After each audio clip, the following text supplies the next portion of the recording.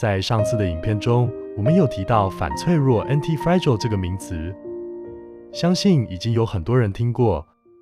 但在今天的影片，我们着重于分享实际应用的方法，希望能提供大家更多的参考价值。今天我们就来聊一下这个主题，对于我们生活与投资的应用，尤其是在目前 AI 持续推动着第4次工业革命、生产力快速发展的时代。世界的发展，不管你接不接受，不管你认不认同，它始终会持续前进。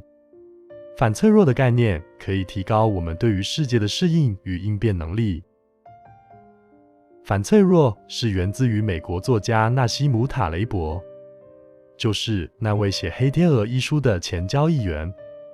他提出了一个概念，有些东西在压力下不但不会坏，反而会变得更强，这就是反脆弱的本质。什么是反脆弱？一般我们会认为，东西只分成脆弱和坚硬2种状态。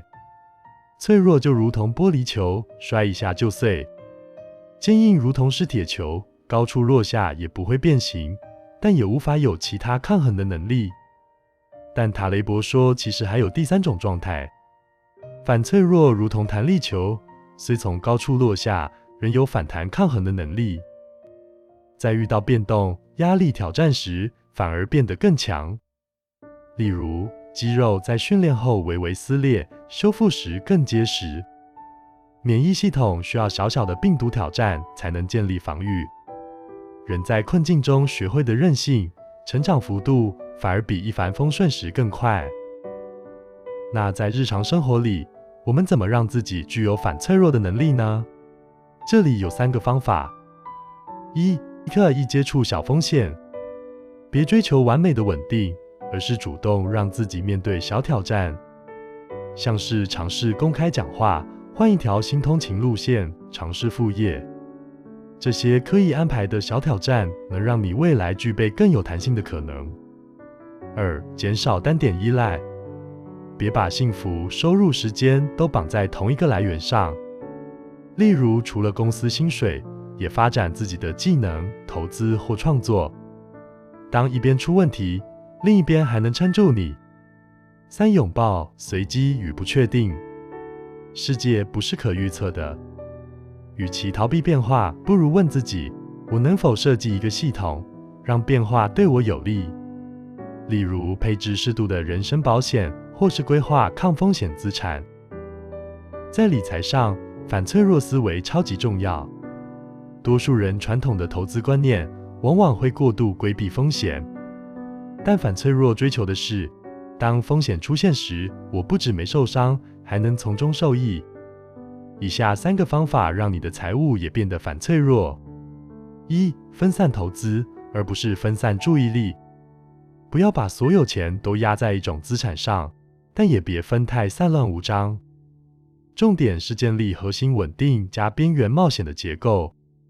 塔雷伯称之为杠铃策略。例如，将投资部位同时分配在风险资产与避险资产中，如同杠铃的2端取得平衡。这样市场再怎么震荡，你都不会一击毙命。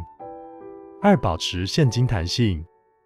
现金就像你的防护垫，在投资组合中，永远要有一定比例的灵活现金部位，提高流动性。当别人被迫卖资产时，你能趁便宜接好货。这就是反脆弱的精髓，别在风暴中倒下，要能在风暴中出击。3. 避免看似稳定的陷阱。举例来说，一份看似稳定，但全靠公司续聘的工作，比起收入波动但可控的自由业更脆弱。因为前者一旦不续聘或裁员，由于平常只有一份收入，甚至有些人因为不合理的公司制度，而将自己大多数时间都投入在单一的工作内容中，每天早出晚归，忙到没有时间培养其他专长的机会。这些都将容易在面对风险时措手不及。反脆弱的人则会选择有弹性、具备多元收入来源。即使是固定工作时数的上班族，也会利用时间兼差、经营副业来培养不同技能的工作模式。这类的人即使下班或通勤空档，也善于利用空闲时间学习与投资自己。影片最后，我们总结一下：脆弱是被压力打倒，一蹶不振；坚韧是努力撑过压力，但你不确定这段时间需要等多久；反脆弱则是利用压力来变得更强。所以，不管是生活还是投资，与其逃避风险，不如设计一个能从风险中获益的系统。这边以自身近期的投资经验简单举例。我一直以来都采用多元资产配置的投资策略。前几年因为疫情过后的通膨升温，所以将长期的黄金部位由原先 7% 提高至 12%。随后则爆发乌俄战争，又因为地缘政治风险升温，再度加码部分黄金杠杆部位。由于当时黄金部位已快速扩张，就无需再持续加仓。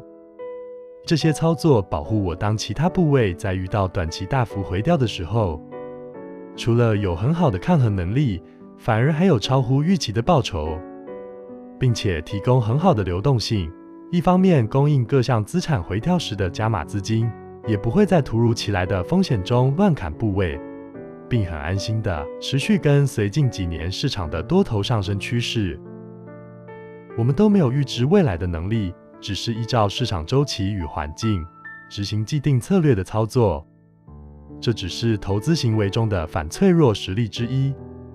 另外，包括当风险发生时，利用指数期权建立空方部位等，也都是进阶的反脆弱方式。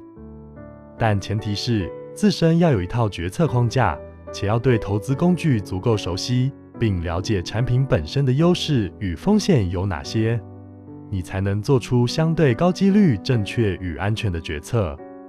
如同孙子兵法说的：“故不尽之用兵之害者，则不能尽之用兵之利也。”投资工具本身并不危险，重点是使用者如何使用它而已。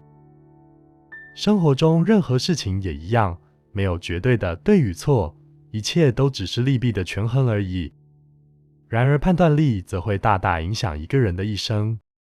持续学习提升自身的判断力是一辈子重要的课题，让我们都能在不确定的世界里越挫越强，越变越稳。如果你喜欢今天的影片内容，欢迎订阅这个频道。未来我会持续在这里更新相关影片，让我们一起在理财的道路上走得更稳健。我们下次再见。